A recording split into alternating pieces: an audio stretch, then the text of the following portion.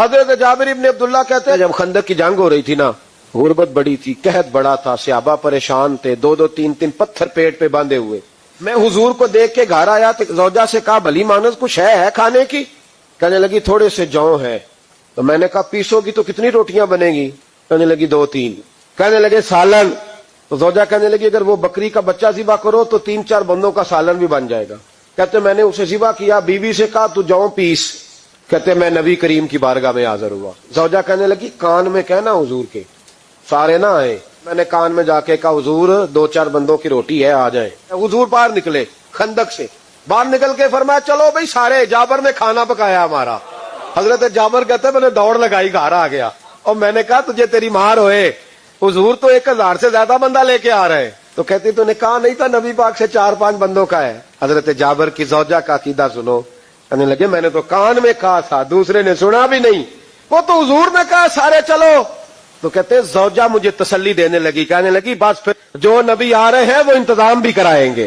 کہتے حضور آئے 1000 سے زیادہ کا لشکر لے کے اور مجھے فرمانے لگے روٹیاں نہ پکانا، پہلے آٹا میرے پاس لاؤ اور چولہے سے کھانا نہ اتارنا، مجھے لے جاؤ. کہتے میں نے سالن بھی پیش کیا، روٹیاں بھی. حضور نے تھوڑا سا لواب دہن آٹے میں ڈال دیا، تھوڑا سا لواب دہن ہنڈیا میں ڈال دیا، فرمایا اب نکالتے جاؤ اور کھاتے جاؤ. حضرت جابر ابن عبداللہ کہتے ہیں 1400 بندے نے کھایا. ہمیں نہیں پتا روٹیاں کدھر سے آئیں، اتنی برکت ہوئی پتہ نہیں کدھر سے آئی، سالن پتہ نہیں کدھر سے آیا. کہتے ہیں سارے سیر ہو کے کھا لیا. تو فرمایا چلو بھی جاؤ جا کے کام کرو. مجھے فرمانے لگے اب تو بھی کھا. کہتے سب نے کھایا. حضور اٹھ کے جانے لگے تو فرمایا ذرا روٹیاں دیکھ پہلے زیادہ تھی کہ اب زیادہ ہے؟ تو میں نے کہا نہیں حضور پہلے سے زیادہ ہے. میرے محبوب کے تبرک میں اتنی برکت ہے.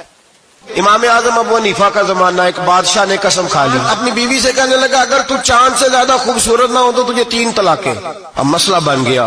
اب قرآن پاک میں یہ لفظ کہیں نہیں لکھا کہ عورت چاند سے زیادہ خوبصورت ہوتی ہے، کسی حدیث میں نہیں لکھا واضح طور پر کہ بی بی چاند سے زیادہ خوبصورت ہوتی. علماء کوفہ بیٹھ گئے، علماء بغداد بیٹھ گئے، علماء مصر بیٹھ گئے. بادشاہ تھا اور پھر جو اس کی بیوی تھی وہ بھی ایک بادشاہ کی بیٹی تھی. اگر یہ طلاق ہو گئی تو 2 ملکوں کی جنگ چھڑ جائے گی، حالات خراب ہو جائیں. علماء پریشان ہے کہ جائیں تو کدھر جائیں. لوگ پریشان ہوتے ہوتے امام اعظم کے پاس چلے گئے. کہنے لگے سارے مولوی کہتے ہیں طلاق ہو گئی، آپ بتائیں. امام صاحب کہنے لگے کوئی نہیں طلاق ہوئی. کہا کیوں؟ فرمانے لگے اللہ کا قرآن کہتا ہے لقد خلقنا الانسان فی احسن تقویم. اللہ فرماتا ہے میں نے سب سے حسین انسان کو پیدا فرمایا ہے. تو جب سب سے حسین انسان ہے تو چاند سے بھی زیادہ انسان ہی حسین ہے. فرمایا لہذا اس کی بیوی کو طلاق. جب حضرت یوسف علیہ السلام کا وصال ہوا نا تو دریا کے کنارے ان کی قبر بنی. حضرت علامہ محمود آلوسی نے لکھا ہے تو جو پانی ان کی قبر کے قریب سے ہو کے گزرتا تھا، جس کھیت میں جاتا تھا اس کی فصل سرسبز و شاداب ہو جاتی. وہ دوسری سائیڈ والے شور کرنے لگے، کہنے لگے تمہارے کو اکیلے کے نبی تو نہیں تھے نا، ہمارے بھی پیغمبر ہیں.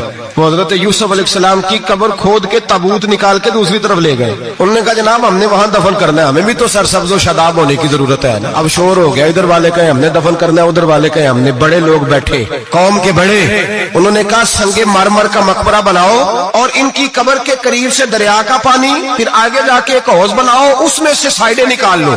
وہاں حضرت یوسف علیہ السلام کی قبر کے قریب سے پہلے چھوٹا سا راستہ نکالا گیا پانی کے لیے، پھر آگے جا کے ایک بڑا تالاب بنایا گیا، پھر چاروں طرف وہاں سے پانی جاتا تھا. جہاں جہاں پانی جاتا تھا اللہ سرسبز و شاداب کر دیتا تھا سارے علاقے کو.